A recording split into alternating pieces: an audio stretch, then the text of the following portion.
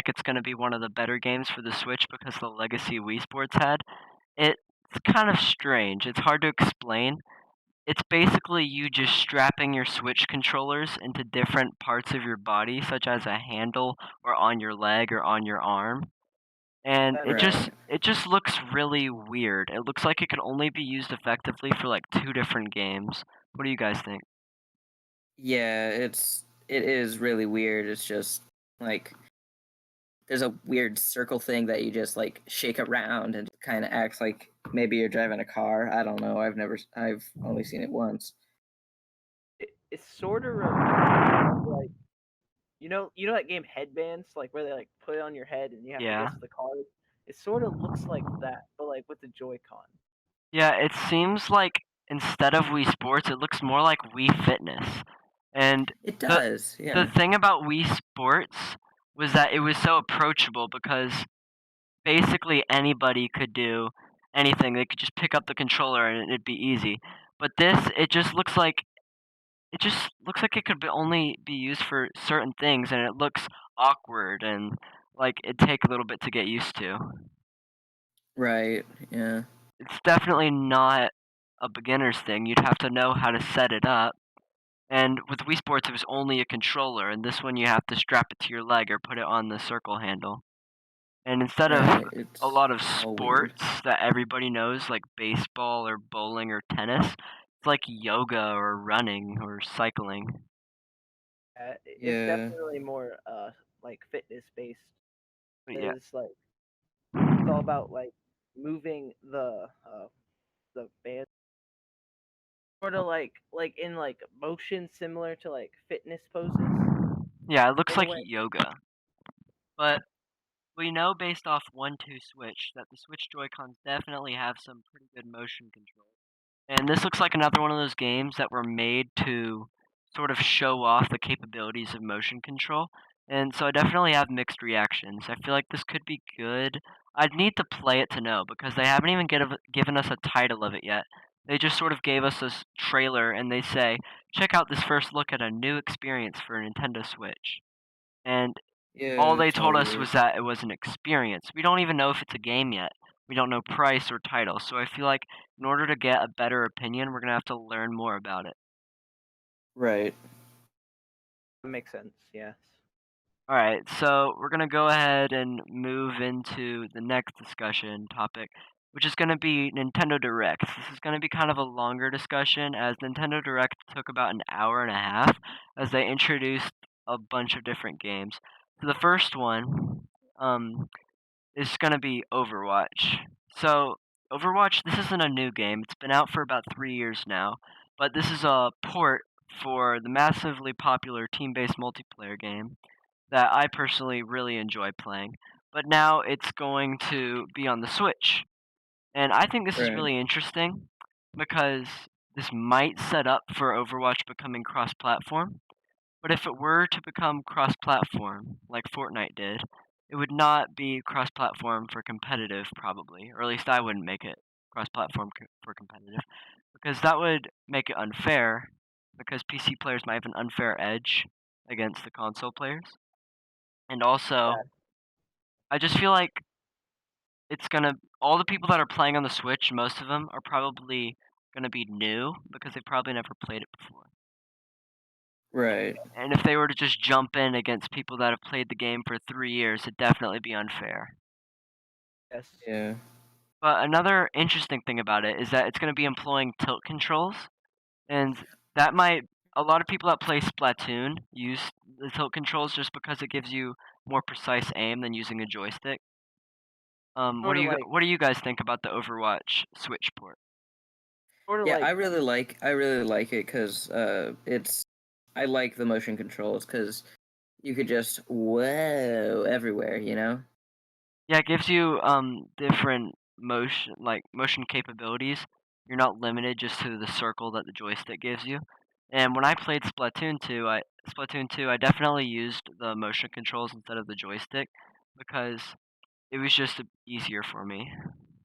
yeah, it's also Right. very fast and more accurate. It's sort of like a steering wheel, like how you like tilt it and it like moves that way. Yeah, I'd compare it Right. to definitely using a steering wheel versus using a joystick as a steering wheel. Like if you were to play a racing game and you had like a joystick versus having an actual steering wheel. Yeah. Yeah.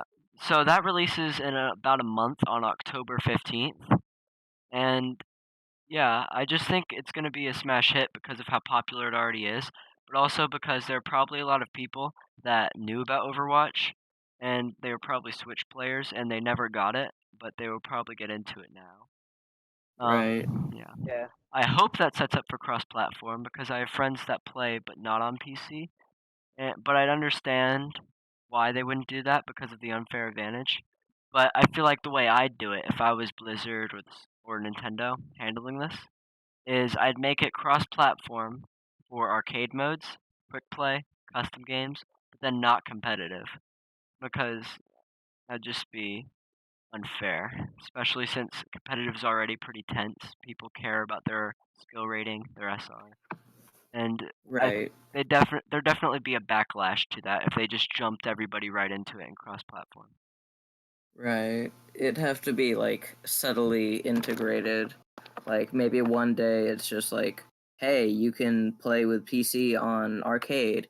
Then the next day it's like, hey, you can do that and quick play. And then Yeah, that'll. I agree with you in the fact that they shouldn't do competitive crossplay. I feel like if they did do competitive crossplay, it'd take about a year because me personally, I didn't learn most of the things I need to learn about competitive until I've played the game for about a year. So I feel like most people will take about a year to learn all the things they need to learn. Right. Kieran, what do you think? Well, I think that it's a good idea to like hold off on competitive crossplay because, like you said, players are new to the like Switch players are like new to the game. Like since they haven't had a chance before, if they like only use Switch. So I feel it's like a good idea to limit them to like themselves first, so they can get a feel for it, and then eventually they can work their way up to. Arguably, you could say this problem would already exist because there might be players from PS4, Xbox, and PC who jump from that to the Switch, and then there's going to be the people that have never played Overwatch before and they're just jumping into it. And they're all going to be sort of thrust into one player base because everybody's going to be on equal playing field until the skill ratings and MMR are set. I think that's enough time spent talking about Overwatch. I think we should move into the next announced game. This is in Okay. chronological order, by the way. Hold on. No, I want to talk about Sands. Sands. We'll talk about that And later. Okay. This is in chronological order of when Nintendo Direct, like in the order of the games that were announced. So after Okay. Overwatch, they announced Luigi's Mansion 3.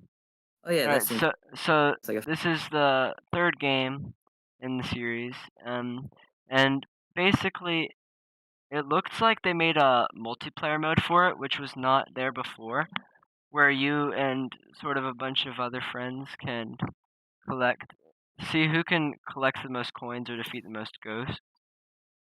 But yeah, it seems pretty similar to the old Luigi's Mansions, except before they were on like the 3DS, and this one's for the Switch, so there's going to be more potential for like a larger game. Right. Right. it's gonna have more storage, and also the mini games sort of are like similar to Mario Party in the aspect that like you know like Yeah. Yeah. And I personally enjoyed the first two Luigi's Mansion games. I feel like it's somewhat different than a lot of the other mainstream Zelda games, I mean not Zelda games, Nintendo games, such as Breath of the Wild and Mario Odyssey and all the other Mario and Zelda games. It's just different in the fact that the color scheme is different. It's a lot darker. It's Luigi at the forefront, and Right. it's almost like Ghostbusters. yeah, it's like Yeah. Yeah. It's Ghostbusters. a lot like Ghostbusters, actually. And the next one, Super Kirby Clash. Oh yeah. I have a certain opinion about this. So this game, it's free to start, meaning you don't have to pay any money to get the game. But to do any of the later stuff in the game, and to get the better gear, you need to pay money, which I see this, in my opinion. I don't know if you guys agree. You probably don't. I see this as a huge thing that the ex-EA employees would suggest because a lot of the EA games had microtransactions and they're infamous for that. But I'd basically, say this game I'd is say it's like Fortnite. yeah. Well, the things you spend money on, they're not cosmetics. They're That's true. gear. They're gear that's more powerful to get the new levels. That's And true. Yeah. or I've they couldn't have told us that yet, and the paying the money might be for like different levels in the game. Like maybe for free you get to play like the first world or whatever, and then you pay money to get the rest of the worlds. But yeah, this game basically you team up to 4 players and you fight bosses and you craft weapons and you spend materials to buy new gear.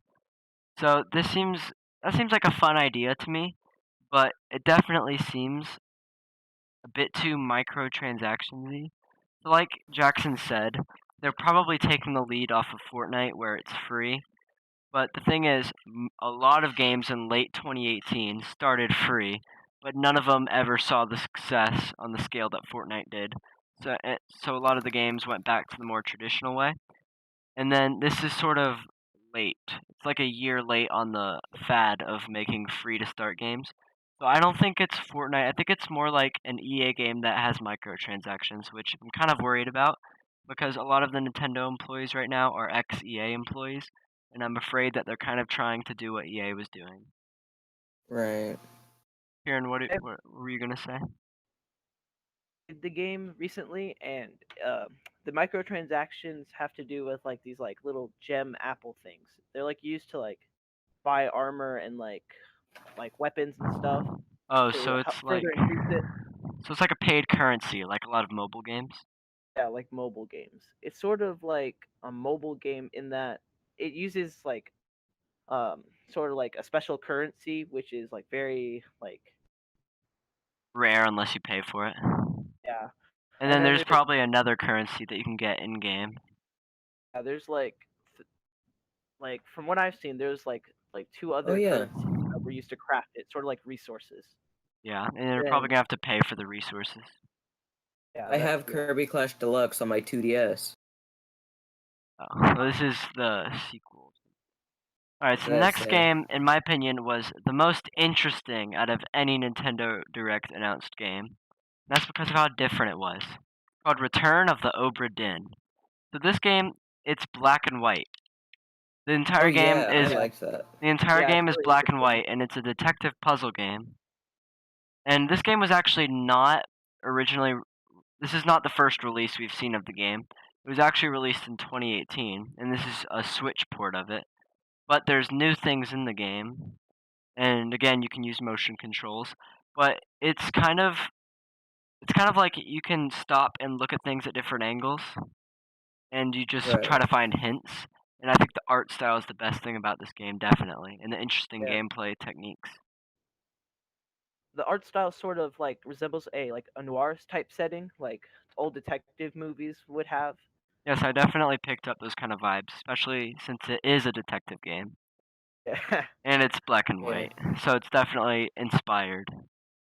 Yes. Alright, so the next game, Little Town Hero. The new game from Game Freak. If you're unfamiliar with Game Freak, they created the Pokemon series back in the 90s with Red and Blue. And this seems kind of similar, except with updated graphics. Basically an RPG game, but there's like puzzle and strategy in it as well. Did you guys want to say anything about that game?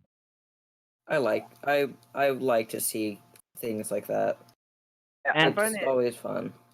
I find it interesting how Game Freak is like branching out for Pokemon to like make a different type series than like what they're used to. but also, Little Town Hero, if you were to look up pictures of it from the Nintendo Direct release, it looks just like some of the newer Pokemon games. So that's kind of interesting about Pokemon Sword and Shield because I feel like Game Freak kind of split half and half their devs, and half of them went to work on Little Town Hero, and half of them worked with Nintendo to make Sword and Shield because it looks almost identical to like Pokemon Sun and Moon and Black and White too. And X and Y, some of the more recent ones. It looks almost identical, except it's a lot more RPG based, like the Final Fantasy games. Yeah, and that game will be available October 16th. A lot of these games are going to be available in October or late 2019 or early 2020. All right, so you guys want to say anything about Little Town here? Yeah. I don't really have anything to say about it. It's just I want to play that game. It's just I don't know if I will. You know? Yeah. Another thing is, the music was actually composed by Toby Fox, the Yeah, creator Oh that's of yes, that's interesting. interesting.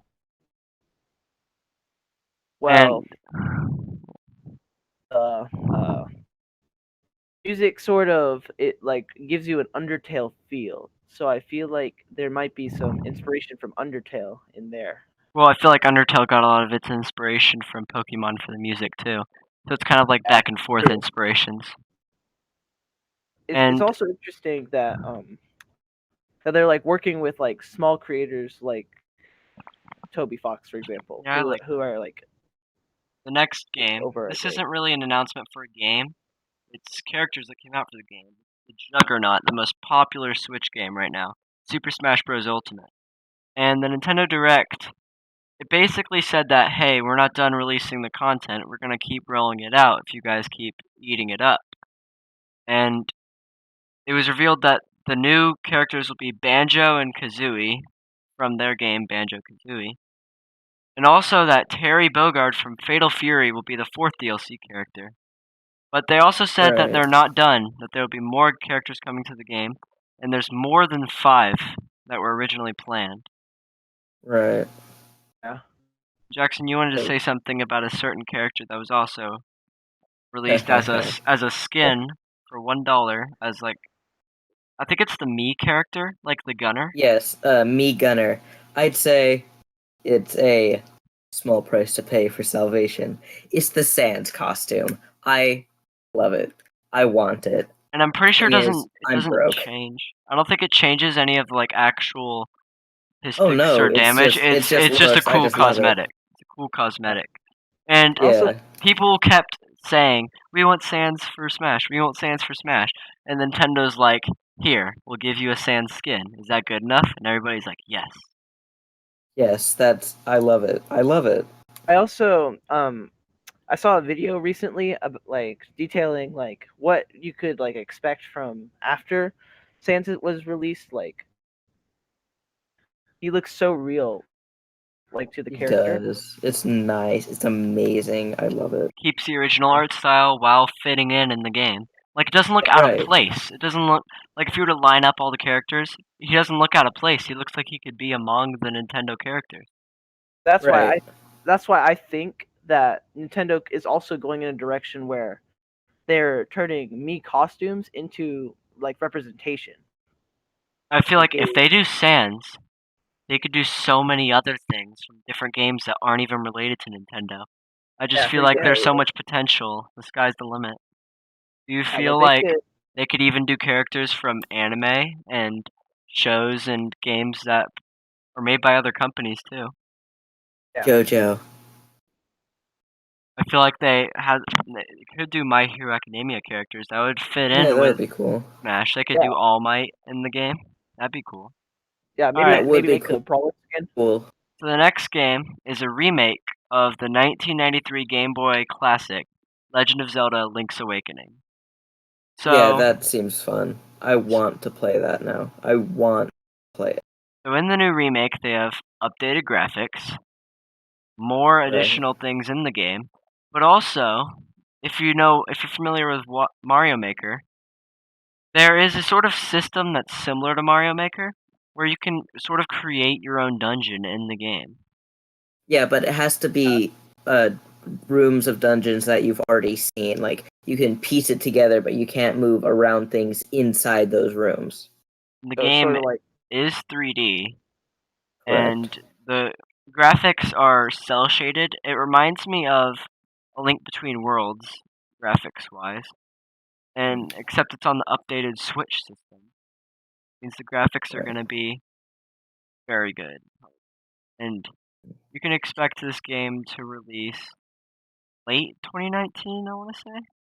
Maybe early 2020.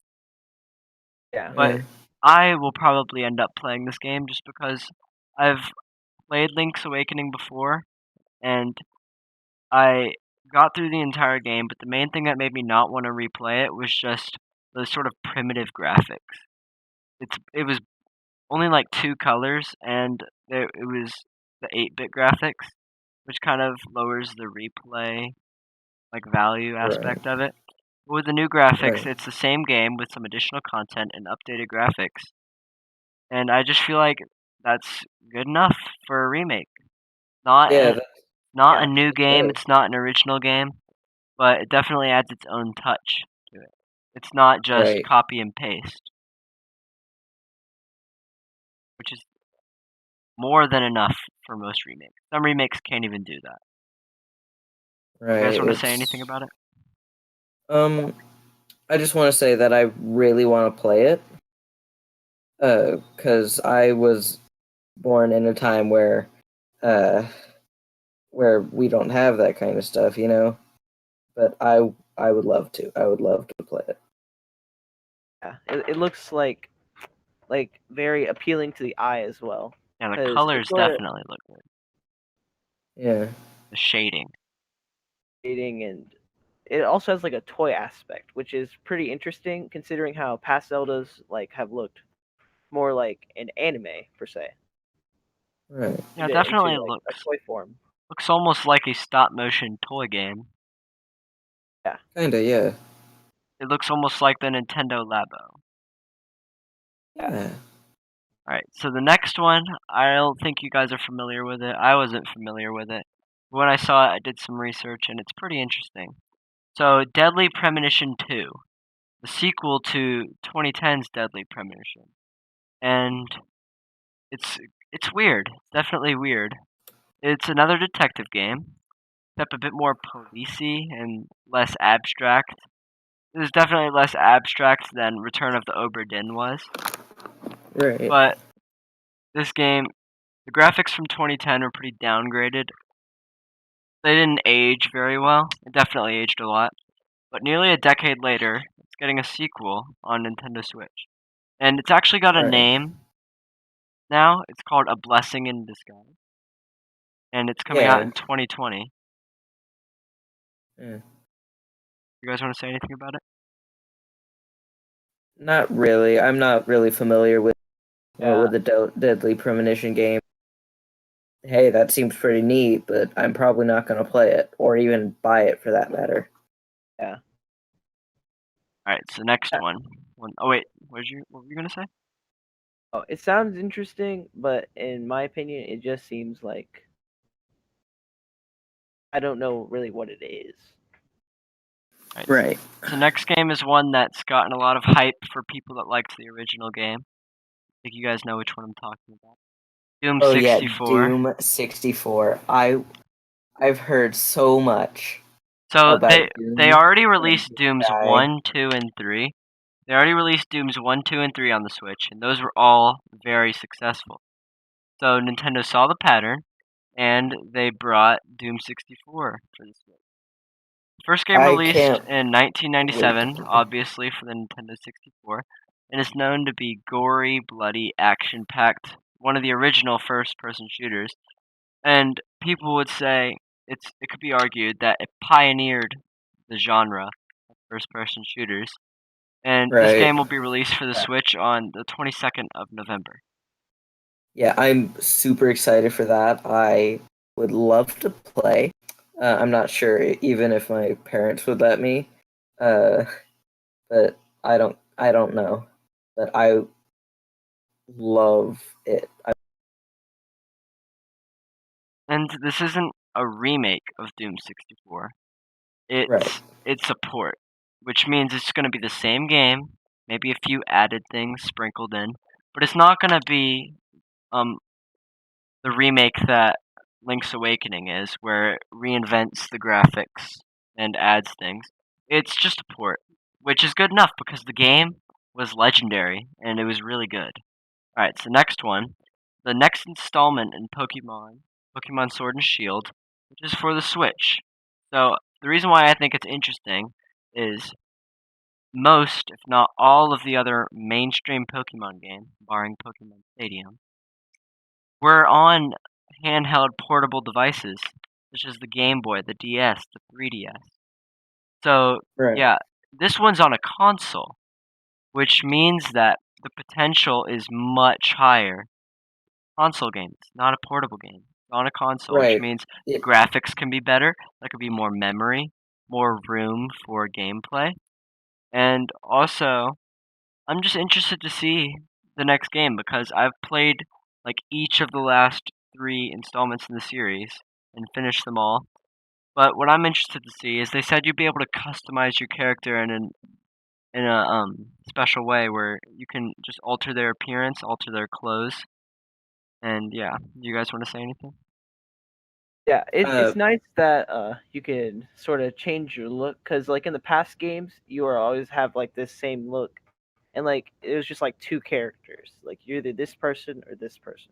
But it's nice to like freshen it up and like make you look more individual out there, like with all the other online players. right. I'm just really excited for Wooloo, the sheep Pokemon. Yeah, It's adorable, and I want it in real life. yeah. Probably expecting like a plushie. And we got a Yeah. glimpse of the 2 new Pokemon coming to the game, and this is the only thing that made me second guess myself with this game. 2 Pokemon are Poltegeist, a ghost type Pokemon. That's a teapot. It's literally just a ghost that is in a teapot. And Right. Cramorant, which is a flying and water type. And it has a fish in its mouth, and It's a pelican. it vomits it at its opponent. Absolutely Right. And beautiful. I think people have been saying that some of the designs in recent games are just weird, odd, and it seems like they're running out of ideas because you have an ice cream Pokemon, you have a lei Pokemon, which is like the flower necklace. And Right. you have things that are just items. They're not like actual Pokemon, like animals, which might be hinting that Game Freak is running out of ideas. But Yeah, I still think the other things in this game just make it seem so promising. Because there's also curry.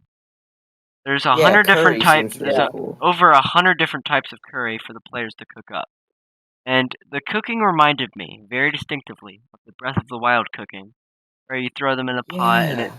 pops up Yeah. and down, and you can either get something really good or something that's not useful or sometimes even poisonous. But I think there's actually a separate Pokédex called the Curry Dex, which you yeah, register the different curry types deck. of curry, and instead of a Pokemon master, you can become a curry master. You know that I'm gonna to fill out that curry dex. Like, I'm Got probably it. not gonna be able to actually do it, but I'm gonna attempt. I could already see the slogan. Gotta cook it all. Oh my Yeah. god, that's amazing. It's so beautiful. So beautiful. Poetic. Yes. Is there anything else you want to say about Pokemon Sword and Shield? Like how Not really. I like how the new Pokemon Poltegeist is a pun. It's very funny. Yeah. Hey, hold on. You could just say, "Hey, real quick, let me get my pot," and then make And a then a nice ghost little pops lead out. joke. And a couple new added features to the game that I forgot to mention is it looks like for gym battles, like where everybody watches in like a stadium, the Pokemon actually turn into a larger hologram. They're like giants and they fight in the arena and everybody could see it and it's really big. And then there's Sort of. another feature where you can like camp out in a tent. Yeah. It looks very interesting. I hope Uh, that they take the route that Breath of the Wild did.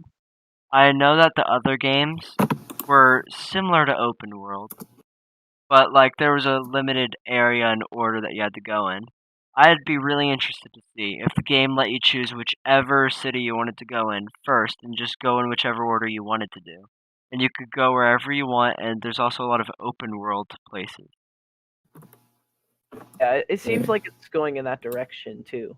I feel like that'd be really seeing fun. how these Yeah. landmarks where you can catch these giant Pokemon, which are called Dynamax Pokemon. It's team up with a bunch of online players to catch these giant Pokemon that are out and about. There's a few games So I and feel like things that I'm just gonna list quickly. Not really a lot we could say about it. These are all either ports or just features.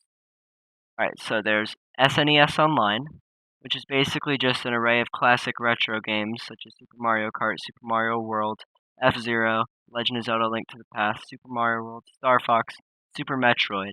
Those are all in SNES Online, which is exclusive to Nintendo Switch Online subscribers. So I'm pretty sure you don't have to pay. It's just something that comes with Nintendo Switch Online. Right. There's no extra cost for subscribers. Are you guys excited to see any of these games in specific for SNES Online?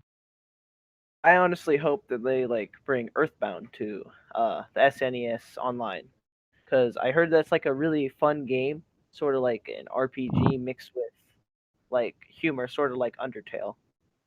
That was inspired by Earthbound. Yeah. Right. And I'm excited to see Super Metroid. I really liked that game. Also Super Mario World and Legend of Zelda: Link to the Past. Yeah. Also, I hope it becomes available to non-subscribers, just at a small additional cost. Alright, so the next Alright. one, not really much I could say about Well, it. Port. before you say anything, carry on without me. I gotta go. See ya. Bye. See ya. Alright, so the next game is just a port, right? Yeah. It's a port of Star Wars Jedi Knight 2, Jedi Outcast. It was released nearly 20 years ago in 2002, but it's one of the most fondly remembered Star Wars games by fans, and it's both first and third person. And it's set 8 years after the events of Return of the Jedi. And it's released on the 24th of September, so in about 2 or 3 weeks, pretty soon. Would you want to play that game? Yeah, I think it would be a pretty interesting game because supposedly it pioneered the lightsaber Game mechanics? the game mechanic of a lightsaber in a Star Wars game. One of the Star Wars games I really liked was for the Xbox, not the Xbox 360 or Xbox One, just the Xbox. It was called Obi-Wan, where you played as Obi-Wan, and I just remember loving how much mobility you could have with the lightsaber. And Yeah. you could swing it whichever direction you wanted to. Okay, so the next one is Assassin's Creed Rebel Collection.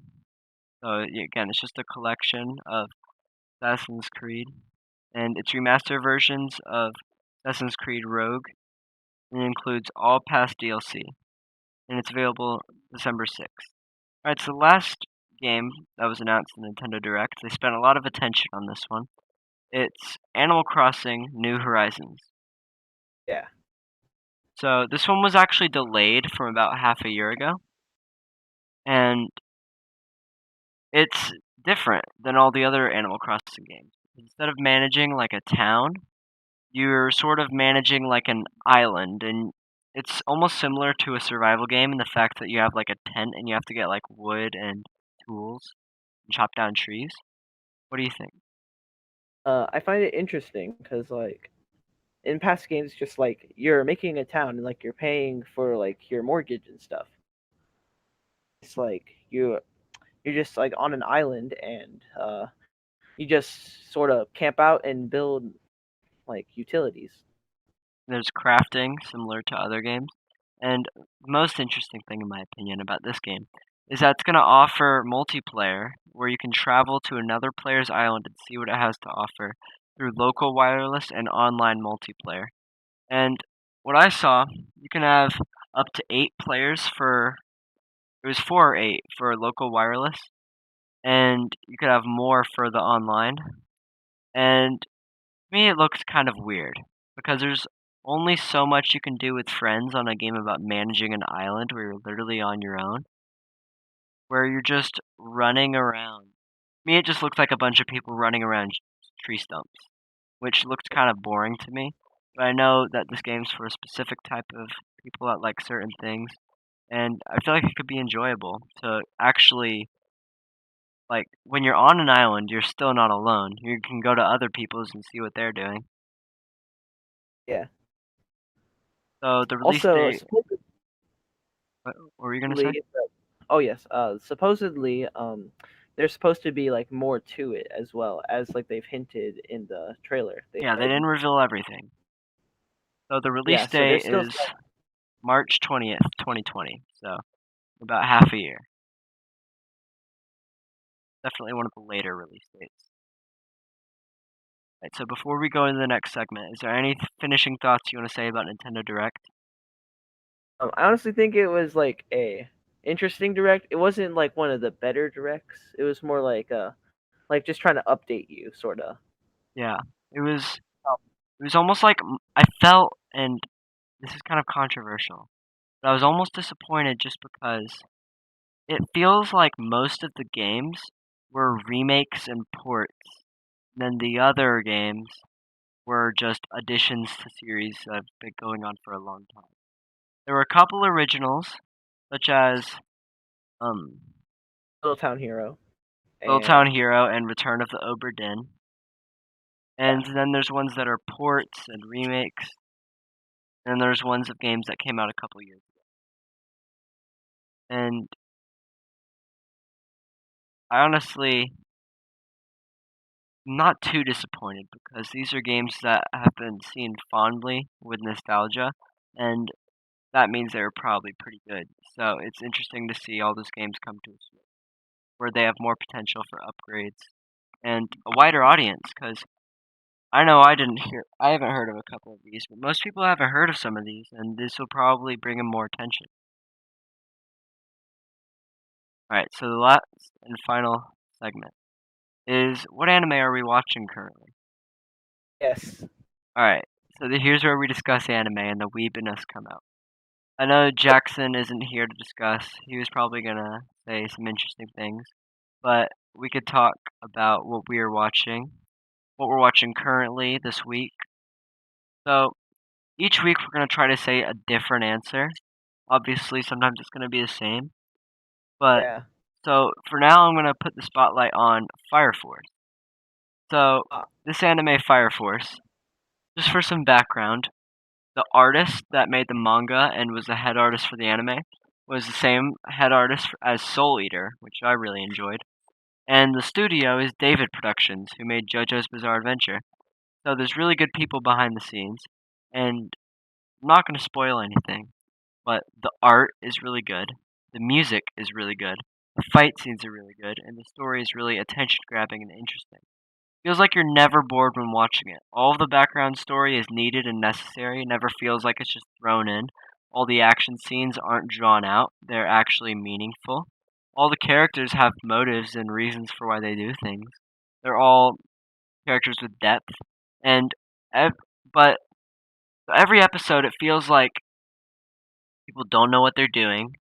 The main character Shinra, he's struggling. And then all of a sudden it just clicks and he just goes to town and beats the bad guys, but it's just really satisfying to see him progress as a character and get more powerful.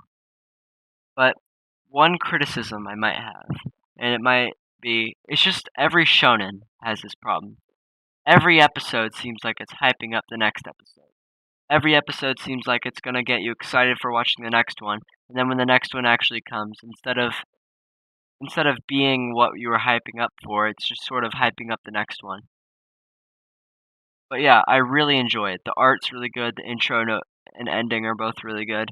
And I'd recommend Fire Force if you like anime that have action. But even if you don't watch shonen, still it's good for multiple people. What have you been watching? Okay. Recently, I've been watching Demon Slayer, which is a pretty interesting show. Extremely good and sort of reminds you of like old Japanese culture in a way, where it's sort of like in the Naruto sort of time period area. And recently, there has been an episode where and it's like gotten like everyone's attention because of like how good the animation is. like a really interesting show because it's sort of like showing off sort of like retro Japan in a sort of sense. Yeah, I can definitely see that based off what I've seen. I haven't Yeah. watched the show yet. I was gonna wait until more episodes come out so I can binge it rather than waiting each week. But it seems like season one's about to come to a close, so once season one ends, I'll probably binge watch season one. Yeah. So would you recommend that to listeners and viewers? Yeah, I would definitely recommend it. To me at least it's a must watch. Okay. That just about wraps up the first episode of Junkyard Gamers. If you enjoyed, be sure to hit the like button and make sure you press the subscribe button if you want to get a notification each time a new one comes out. We're also going to be posting a series of gameplays of different games, and every couple weeks or so we'll switch up what we're playing. But the way we're going to do it is there's going to be daily uploads for about a week, and then there's going to be a weekly podcast at the end. And sometimes we'll talk about what we did, but most of the times we'll just have different topics about latest gaming news, what we've been watching in anime news. And sometimes we'll do top 10 rankings, and each of us will prepare a top 5 or top 10 rankings, and we'll just compare our rankings for the same thing. Kierin, is there any finishing thoughts you'd like to give?